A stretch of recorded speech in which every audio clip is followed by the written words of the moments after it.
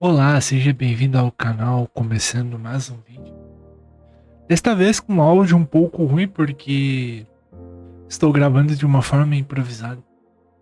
Mas o primeiro vídeo de 2025 é basicamente conselhos para o ano que começou. Nós sabemos que a vida ela é marcada por decisões, por relacionamentos, por desafios e até mesmo aprendizados. No entanto, diante de um mundo cada vez mais acelerado, cada vez mais complexo, muitas vezes eu e você vamos nos deparar com dúvidas sobre como agir de maneira sábia e de uma maneira com propósito. Então, neste vídeo, os princípios bíblicos eles vão se apresentar como um guia seguro que vai nos oferecer sabedoria prática para enfrentar as escolhas cotidianas, cultivar relacionamentos genuínos, lidar com os erros e viver com gratidão e generosidade. Este vídeo ele vai explorar alguns conselhos fundamentados nas escrituras, destacando como eles podem nos ajudar em alinhar nossas ações e pensamentos ao propósito divino. Seja em momentos de dificuldade ou de alegria, somos chamados a uma vida que reflete a graça e o amor de Cristo. Assim, as lições aqui apresentadas buscam encorajar o leitor a abraçar uma caminhada de fé, caminhada de sabedoria e de total dependência de Deus em todos os aspectos de nossa vida. Pois bem, o primeiro conselho ele vai ser tomar decisões sábias. Como tomar decisões sábias? Seria esta a pergunta. Provérbios 2 vai dizer ali no versículo 11: o bom siso te guardará e a inteligência te conservará. Todos os dias fazemos incontáveis escolhas. Desde cedo, ao despertar, decidimos que roupa iremos vestir para ir ao trabalho ou para a escola, ou até mesmo que iremos comer no almoço. Tais decisões, muitas vezes automáticas, têm um impacto muito profundo em nossas vidas. Porque cada escolha, por menor que pareça, ela vai contribuir para moldar quem somos e a direção a qual nós seguimos. Uma decisão equivocada, por exemplo, pode comprometer não apenas o nosso bem-estar, mas também o daqueles que estão ao nosso redor. O presente é, em grande parte, o resultado das escolhas feitas no passado. Assim como as decisões de hoje vão definir o nosso futuro. Então, isso ressalta a importância de, hoje, tomarmos decisões sábias, decisões alinhadas com os princípios de Deus. Mas como discernir qual é o melhor caminho a ser tomado? Qual a melhor decisão a ser tomada? O livro de Provérbios, escrito pelo rei Salomão, que é conhecido como o homem mais sábio da história, oferece uma orientação valiosa. Este livro ele age como uma bússola que ilumina os desafios da nossa vida e apontam para um caminho de sabedoria, de segurança e da plena satisfação. Então, para tomar as decisões sábias, requer que sigamos tais passos. Não seja apressado, conforme Provérbios 21:5. A modernidade, ela nos molda a cultura do TikTok, onde tudo acontece rápido demais. Todavia, a pressa ela é perigosa e ela nos leva a errar o caminho. Por isso, devemos refletir, planejar, manter o foco e ter uma visão para onde queremos levar a nossa vida. Considerar as consequências de nossas escolhas. Considerar tudo antes de tomar qualquer decisão. O segundo ponto é buscar a vontade de Deus. Que a passagem base é Provérbios 16:1. Que ao construir planos devemos lembrar que a vontade do Senhor ela foi revelada em sua palavra. Mas a falta de conhecimento nos leva ao medo e à desorientação. Então, ao estudarmos a Bíblia e pedirmos por sabedoria, iremos receber do Senhor a orientação que tanto precisamos, para que eu e você possamos fazer a escolha com propósito, uma escolha com valores fundamentados em Cristo. Terceiro ponto é ouça conselhos, conforme Provérbios 15:22. É importante reconhecer que a autoconfiança nos leva ao erro. Assim precisamos ouvir as pessoas sábias e imparciais, principalmente aquelas que amem a Deus, que temem o Espírito. Essas pessoas nós temos que ouvir para nos aconselhar com a verdade. Toda decisão, ela de fato tem um preço e vamos colher de acordo com o que plantamos, seja sucesso ou seja fracasso. Então não podemos esquecer que Deus, ele é justiça, mas ele também é misericordioso. Ele também é misericórdia. Então, para nos ajudar, ele é uma misericórdia para nos ajudar quando eu e você buscamos ele. E ele vai nos dar toda a sabedoria que precisamos para tomar as nossas decisões. O segundo conselho, basicamente, é cultivar boas amizades.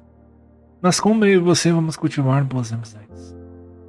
Provérbios 17, versículo 17 vai dizer: em todo tempo, ama o amigo, e na angústia nasce o irmão. E nos dias de hoje sabemos que cultivar boas amizades ele é um desafio que exige esforço, exige tempo e dedicação. Porque em um mundo como o nosso, onde tudo está cada vez mais individualista, construir e manter relacionamentos genuínos pode parecer uma tarefa extremamente difícil. No entanto, Deus nos criou para que vivemos em comunhão, caminhando lado a lado com outras pessoas e experimentando a plenitude desta convivência. Amizades verdadeiras não são encontradas ao acaso, e não há uma razão para isso. Elas precisam de cuidado e de atenção para serem edificadas. Assim como uma planta, normalmente ela precisa ser regada regularmente para poder crescer. E a amizade, ela requer investimento de tempo, de paciência e de carinho. A amizade, ela é um presente valioso de Deus. É um reflexo do seu amor por nós. Porque e muitas vezes nós não valorizamos as amizades como deveríamos. E quando a gente desfruta de amizades saudáveis, nós refletimos o amor de Deus através delas. E glorificamos o Senhor de maneira poderosa. A seguir, então, iremos destacar 3 pontos essenciais que são necessários para cultivar verdadeiras amizades. A primeira é: seja intencional. A Bíblia ela nos mostra que não devemos apenas querer uma amizade. É preciso começar a agir.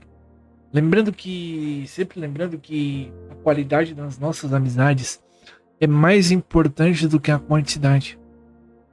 Assim, mesmo que o tempo esteja cada vez mais escasso por conta de nossas obrigações, é necessário ter um espaço na agenda para dedicarmos aos nossos amigos, aos nossos relacionamentos no geral.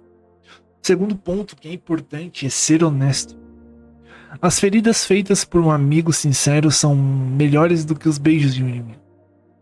A nossa vaidade muitas vezes nos impede de receber disciplinas ou receber punições com alegria. Porém, o nosso crescimento ele depende dessas disciplinas, dessas correções. E nossos amigos nos auxiliam a enxergar nossas falhas e normalmente nos ajudam a ficarmos cada vez mais próximos de Deus. Passou uma moto agora, bem na frente de casa. E da mesma forma, elogios sinceros também são igualmente importantes. O terceiro ponto é a lealdade. Uma relação de amizade verdadeira depende de lealdade, pois amigos leais não se alegram com o pecado. E nem todos em nossa história serão amigos íntimos. Mas existem alguns poucos que serão mais chegados que um irmão. O amigo de verdade, ele está sempre presente nos momentos de dificuldade. Ele sabe como lidar com os conflitos e nos ajuda a melhorar como cristãos. E a Bíblia apresenta alguns exemplos de amigo perfeito, amigo digno de confiança e que deu a sua vida por nós. Nesse caso, Jesus Cristo. E no Evangelho de João, lá no capítulo 15, Jesus ordena que amamos uns aos outros, nos amamos uns aos outros. E este é o ponto principal de uma amizade verdadeira. Outro conselho para 2025 é fazer a coisa certa após ter errado. Provérbios 28, versículo 13 vai dizer assim: o que encobre suas transgressões nunca prosperará, mas o que as confessa e deixa alcançará Ou melhor, mas o que as confessa e deixa alcançará a misericórdia. Errar faz parte da experiência humana. Todos nós, em algum momento, a gente vai falhar ou nós falhamos. Seja por fraqueza, por desconhecimento ou por escolhas impulsivas. No entanto, nem todos conseguem transformar estes erros em aprendizado, em crescimento. O arrependimento, que deveria ser uma resposta natural aos nossos delícias, eles nem sempre ocorrem. E muitas vezes nós resistimos em admitir nossas falhas, o que pode nos afastar da chance de corrigir o caminho e nos aproximar de Deus. E este texto de Provérbios, do capítulo 28, versículo 13 até mesmo 14, nos oferece uma orientação preciosa para lidar com os erros e superar o nosso pecado, a nossa transgressão. Ele nos ensina que reconhecer nossas falhas e buscar a transformação é essencial para experimentar a misericórdia de Deus. Com base nesse trecho, podemos destacar 3 conselhos práticos que nos ajudam a enfrentar nossos erros de maneira saudável e redentora. A primeira de todas é: confesse seus pecados. Quem oculta seus pecados não prospera. Então, para viver de uma forma que agrada a Deus, é preciso reconhecer os seus erros e adotar um estilo de vida de confissão, admitindo que de fato somos pecadores. E um dos sintomas da dureza do coração é a incredulidade de que Deus pode restaurar todas as coisas. Então, quando confessar os pecados, seja específico, inclua todas as pessoas que você feriu ou que você machucou e por aí vai. O segundo conselho é: abandone seu pecado. O arrependimento, ele é um resultado da confissão e da mudança. O pecado, ele nos separa de Deus, portanto devemos tomar a decisão de abandonar o pecado e viver de forma coerente com a graça de Jesus, que superabundou entre nós. Então reconheça o dano causado, repare seus erros e mude seu comportamento. Por fim, creia na misericórdia de Deus. Porque Deus, ele não se surpreende com nossos erros, pois sabe exatamente onde estamos e sempre nos oferece um caminho de retorno. Deus, ele é rico em perdoar, em capacitar as pessoas Ele é rico em perdoar e ele vai nos capacitar para que possamos realmente perdoar. Ele vai capacitar as pessoas que foram ofendidas para nos perdoar também. Ele trabalha no coração do ofendido e de todas as pessoas que foram envolvidas naquilo, para que possam conhecê-lo melhor e até mesmo experimentar o seu poder. Portanto, peça perdão e dê tempo. Aceite as consequências de seus erros, crendo que Deus é misericordioso e o ajudará a vencer o que vier pela frente. Por fim, outro conselho importante, que é viver generosamente. Provérbios 13, versículo 11 vai dizer assim: a fazenda que procede da vaidade diminuirá, mas a que ajunta pelo trabalho terá aumento. O dinheiro é um dos temas mais recorrentes da Bíblia. E isso não é por acaso, não tem um motivo para isso não acontecer. É porque o dinheiro, ele realmente vai exercer um poder significativo sobre o nosso coração. Porque ele vai revelar quais são as nossas prioridades, as nossas intenções e muitas vezes as nossas fraquezas. Mas por que é tão importante estudarmos sobre o dinheiro, sobre ele? Quando bem administrado, o dinheiro, ele deixa de ser apenas um recurso material e se torna um poderoso instrumento para revelar até mesmo a glória de Deus. Ele pode ser usado para abençoar outras pessoas, cumprir propósitos eternos e trazer o verdadeiro impacto ao reino de Deus. No entanto, para que isso aconteça, precisamos aprender a lidar com o dinheiro de maneira sábia e responsável. E o livro de Provérbios, conhecido por sua riqueza e ensinamentos práticos, nos oferece 4 conselhos gerais que são essenciais para administrar o dinheiro com sabedoria e alcançar uma prosperidade verdadeira. A primeira é: ganhe eticamente, porque muitas vezes procuramos atalhos para enriquecermos. As pessoas procuram isso. tentando driblar a realidade para gastar menos e ganhar mais. Mas se quisermos ser abençoados por Deus, devemos agir da forma como Ele nos ensina, mesmo que isso signifique trabalhar e suar mais, ou que isso leve um determinado tempo. O segundo ponto é gastar planejadamente. Todos os dias nós gastamos com alguma coisa, mas há momentos em que esquecemos em que o dinheiro tem asas. E quando gastamos mais do que temos, tendemos a afundar cada vez mais em dívidas. Assim, a Bíblia nos ensina que o gasto planejado evita escravidões indesejadas. Portanto, gastar planejadamente é necessário para que você não seja escravo daquilo, você não esteja sempre correndo atrás do dinheiro. Guardar disciplinadamente. Guardar é diferente de acumular, porque a Bíblia nos aconselha a guardar o suficiente para suportarmos tempos difíceis. Isto é uma questão de educação financeira básica, de você ter uma reserva financeira sempre bom, porque nunca sabemos o dia de amanhã, nunca sabemos os imprevistos.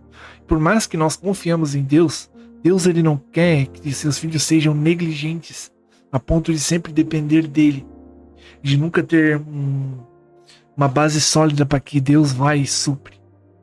Pois bem, o grande problema de tratar de generosidade é que não sabemos o que ela significa. Dar espontaneamente ou aquilo que sobra no mês não são atos de generosidade verdadeira. A doação ela deve ser planejada e não motivada pela emoção.